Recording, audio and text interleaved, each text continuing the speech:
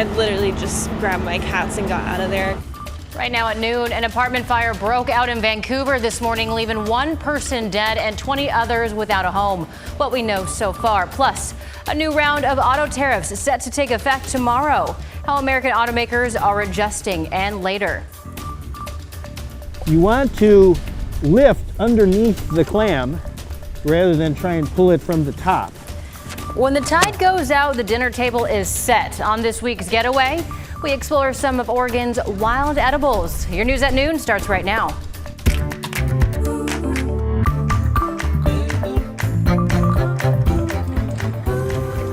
We start this afternoon with that apartment fire in Vancouver that left one person dead. Videos from a resident show flames shooting out of the third floor window.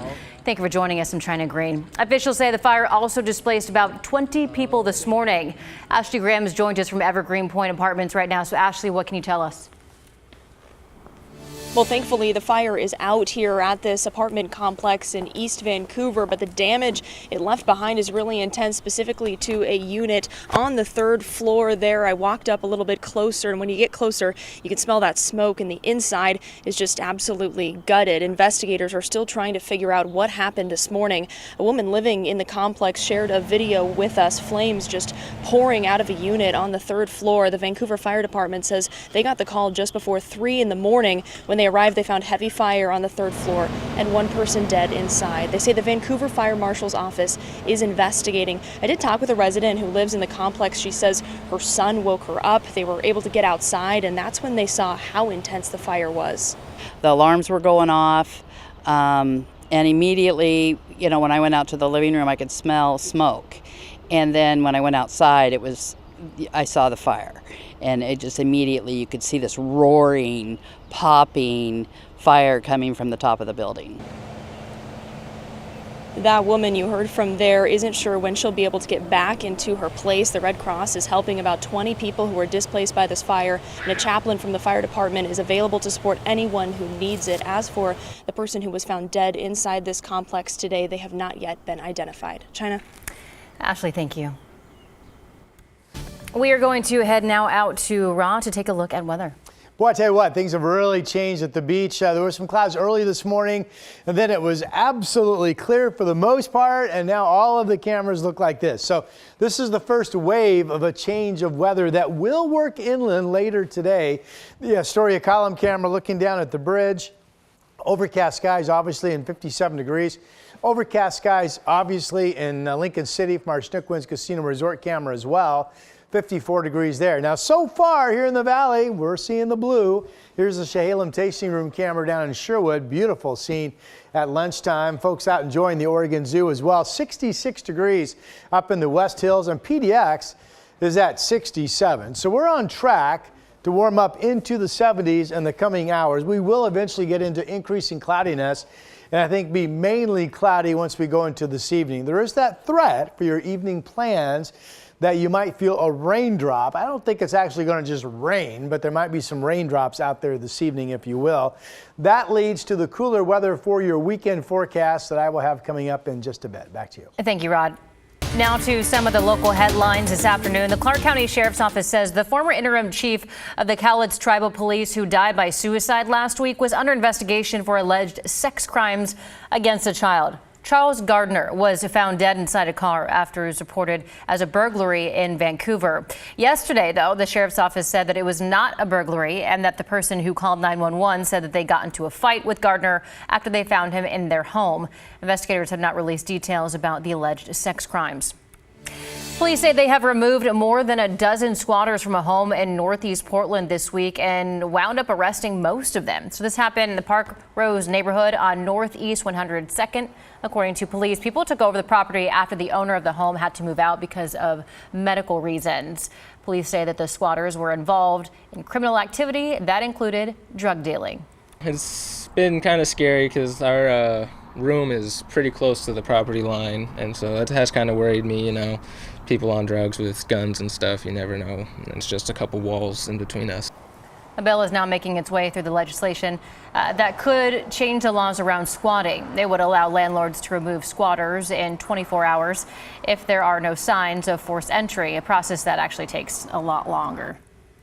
In an update, Forest Service officials closed the gate on a road outside Bend after dozens of homeless campers were told to leave the Deschutes National Forest by midnight. So the Forest Service says that crews need to clean the area and do wildfire prevention work over the next year. Yesterday, many people who have occupied the area for years reportedly took what they could and left possessions and vehicles behind. Homeless advocates asked federal court to delay the closure, but were denied. Officials say as many as 60 people remain in the closed area. They could be arrested.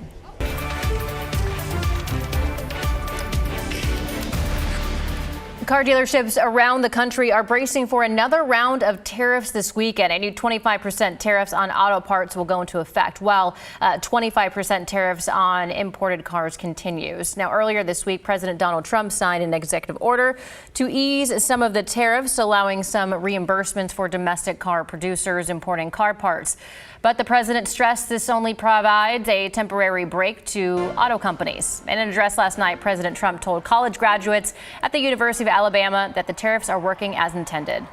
It's making us very rich, and you'll be seeing the results pretty soon. One of the largest domestic automakers, General Motors, says Trump's auto tariffs could cost the company $5 billion in 2025. It's been decades of not having a level playing field around the world. So we're working with a footprint that's been in position for, in some cases 20, 30 years. But we are making a commitment that we are going to bring more production back to this country to build on what we already have. Now, some of the European auto giants reported a sharp drop in the first quarter, profits citing tariff impact. In the meantime, yesterday, massive crowds gathered in cities across the U.S. for International Workers' Day, also called May Day. The day typically focuses on labor and immigrant rights. This is video from Philadelphia, North Carolina, Minnesota, and California. And thousands of people gathered in several places around the area for local May Day protests. Alma McCarty spoke to people rallying in both Portland and Vancouver. Labor history is also a history of resistance. From Vancouver to Portland,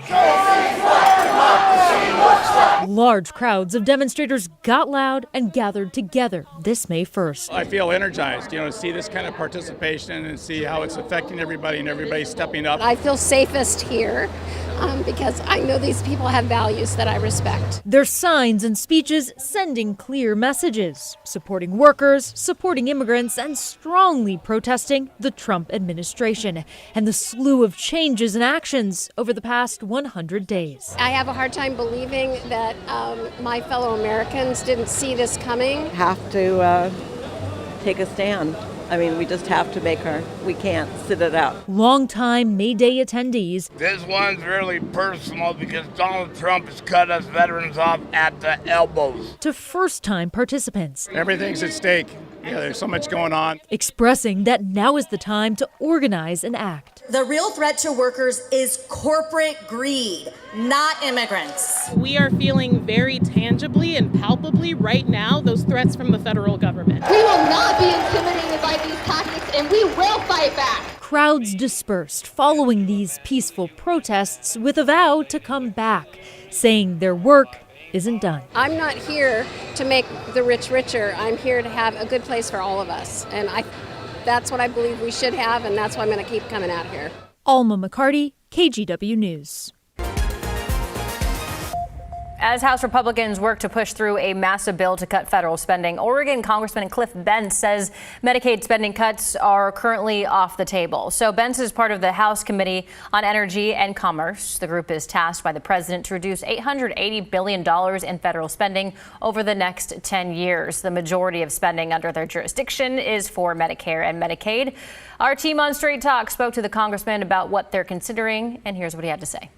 My understanding is from my committee that there will not be any amount less than that which we are spending this year spent in future years on Medicaid.